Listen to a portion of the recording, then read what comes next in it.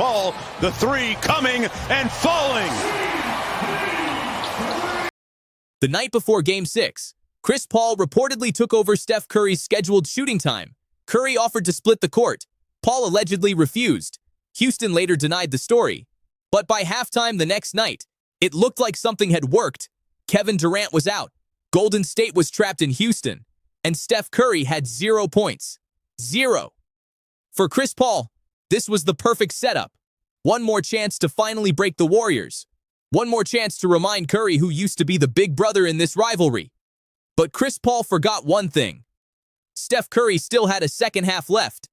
And before that night was over, Curry would not just save Golden State's season, he would end Chris Paul's. To understand why one warm-up dispute became such a big deal, you have to understand what Chris Paul used to be to Steph Curry. Before the rivalry, before Houston, before the playoff wars, Chris Paul was the point god. That nickname meant he controlled the game like no other guard. In 2008, CP3 was 22 years old. He led the Hornets to 56 wins. He averaged over 21 points, more than 11 assists, and nearly 3 steals. And he finished second in MVP voting. At that time, Chris Paul looked like the future of the point guard position. Steph Curry was not there yet. He was still the skinny kid from Davidson, a small school guard with a beautiful jumper, but also a lot of questions. Was he strong enough? Was he durable enough? Could he survive against NBA athletes? And during those early years, Paul was not Curry's enemy. He was a mentor. Curry learned from him, watched how he prepared, watched how he carried himself, watched how a real NBA floor general controlled everything. That is what made the rivalry so cold later, because this did not start with hate. It started with respect. And then the students started taking everything the teacher wanted. In 2011, the entire story almost changed. Chris Paul wanted out of New Orleans, and Golden State reportedly came close to putting Stephen Curry in trade conversations for CP3. At the time, that did not sound insane. Paul was the proven superstar. Curry was talented but still unproven. His ankles were a concern. His future was still not obvious. So around the league, the order was clear. Chris Paul was the sure thing. Steph Curry was still the question. But the trade never happened. Paul went to the Clippers. Curry stayed in Golden State. And years later, that failed trade would look like the first warning. Because the player Golden State almost sacrificed for Chris Paul would become the player who kept blocking Chris Paul's path to a championship. At first, it was still friendly. Then it became competitive. Then it became personal.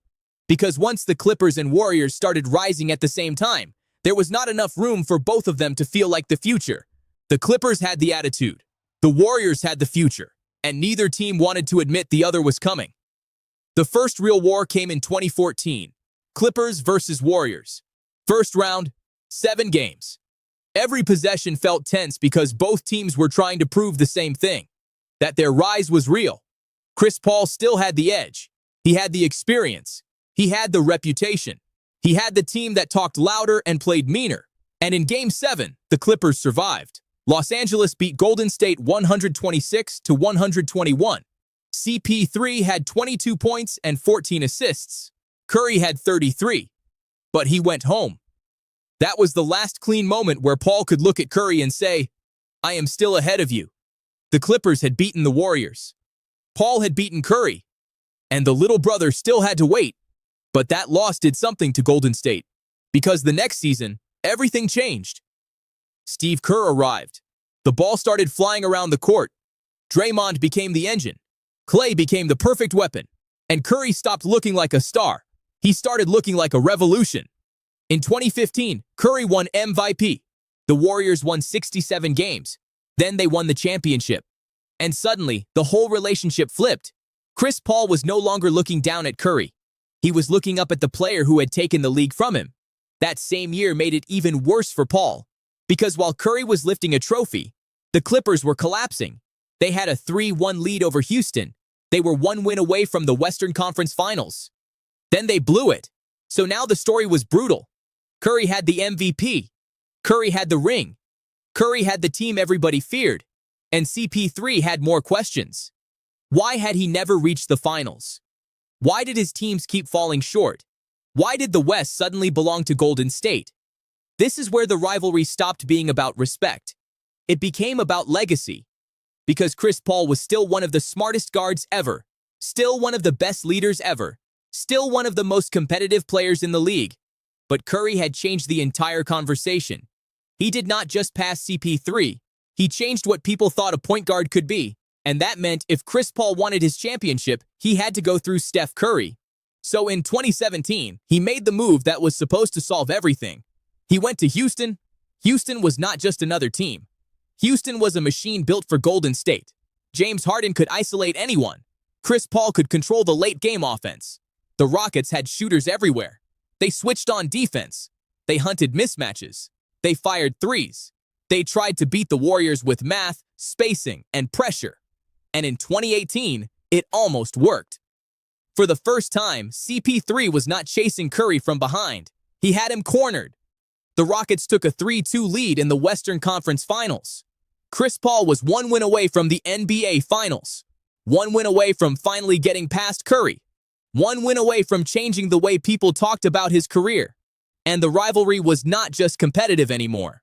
It had become disrespectful. In that series, Paul hit a tough shot over Curry, then turned around and gave Curry his own shimmy. Right in his face. Curry did not explode. He did not start a fight. He just took the receipt. But then, late in Game 5, Paul grabbed his hamstring. He limped. He left the game. And even though Houston won that night, CP3 was done for the series. The Rockets lost Game 6, then Game 7, and Golden State survived. That is what made 2019 so dangerous. Paul did not just want another playoff win. He wanted the ending he believed was stolen from him. In 2019, the Rockets got one more shot. Second round. Warriors versus Rockets again. The series was tied 2-2. Then Kevin Durant got hurt in Game 5. Golden State still won the game. But now Game 6 was in Houston. No KD. Hostile crowd. Rockets desperate. Warriors vulnerable. This was the opening Houston had been waiting for. And then came the warm-up story.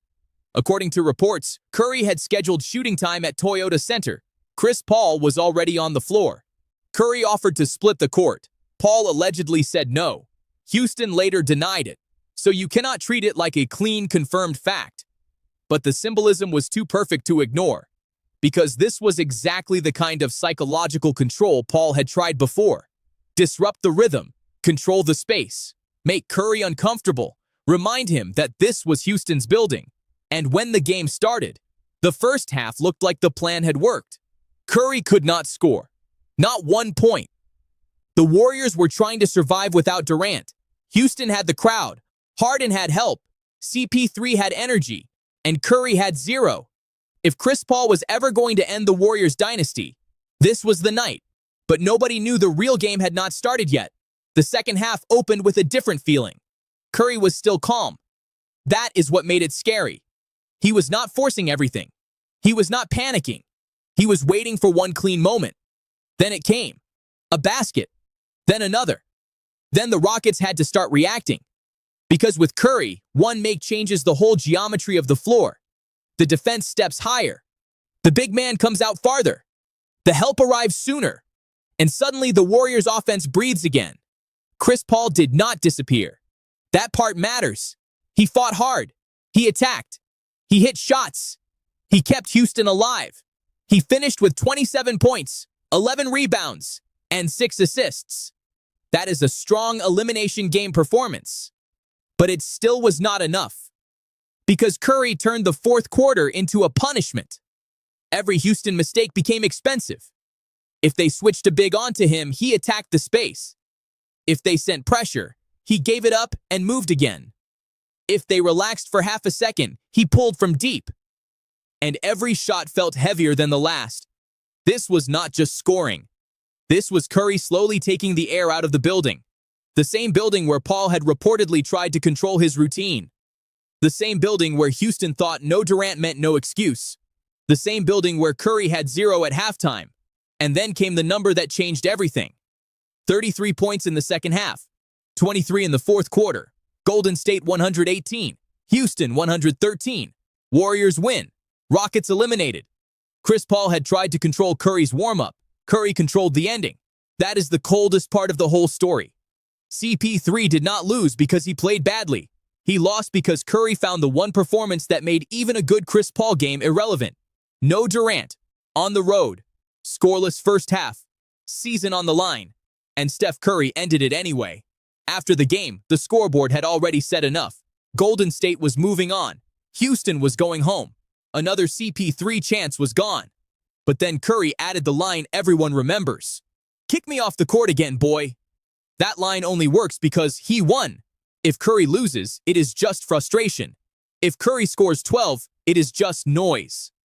But after 33 second-half points, after 23 in the fourth, after ending Houston's season in its own building, it became the perfect final receipt. Because Curry did not talk first. He waited until the game was over. He waited until the scoreboard protected every word. Then he let Paul know exactly what he remembered. And that is why this rivalry still follows both of them. Chris Paul started the Warriors as the have returned mentor, to the Western then Conference. became the rival, then became the obstacle. But by the end, Curry had become the player CP3 could not escape. Every time Paul got close, Golden State was there. Every time Houston had an opening, Curry had an answer. And the most brutal part is that Paul was great enough to understand what had happened. The student had not just passed the teacher, he had taken the throne, then ended the teacher's best chance to get it back. Years later, Curry and Paul would become teammates. The respect returned. The relationship softened, but the history stayed exactly where it was. Chris Paul once helped teach Steph Curry how to survive in the NBA, but on May 10, 2019, Curry taught him the cruelest lesson in basketball. Sometimes the student does not just pass the teacher, sometimes he ends his season. Was this the coldest revenge game of Steph Curry's career?